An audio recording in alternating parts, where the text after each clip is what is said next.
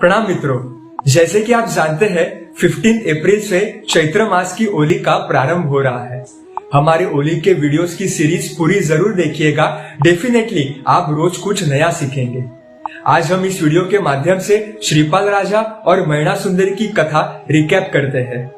आज से 11 लाख साल पहले की बात, जब मुनीश्वरत स्वामी भगवान का शासन चल रहा था। तब मैना सुंदरी नामक राजकुमार थी और उनके पिता प्रजापाल राजा। एक बार राजा ने पूरे भर सभा के सामने मैना सुंदरी के पूछा कि तुम्हारे पास आज जो कुछ भी है वो मेरे प्रभाव से ही है ना?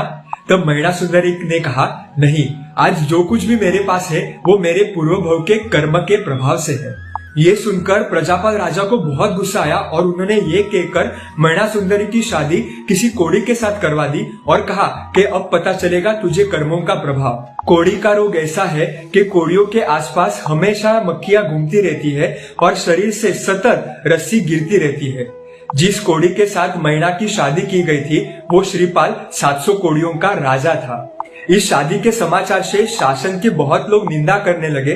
लोग कहने लगे, अरे देखो देखो, जैन धर्म इतना महान कहलवाता है और ये मैना सुंदरी भी इतनी रूपवान होने के बावजूद एक नीच व्यक्ति, एक कोड़ी व्यक्ति के साथ इनकी शादी होने के बावजूद ये लोग कुछ नहीं कर सके। इनमें कोई दम नहीं है, वरना मैना सुंदरी की ऐसी शादी नहीं होती। वैसे तो ये शादी मैना को स्वीकार थी।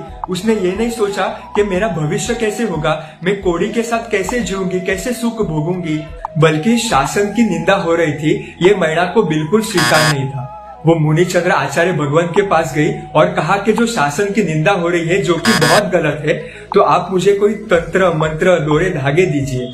तब आचार्य भगवान ने कहा, हम साधु हैं, हमारे ये काम नहीं, हम आपको आराधना या साधना बता सकते हैं। तब आचार्य भगवान ने सिद्ध चक्र की आराधना मैना सुंदरी को दी।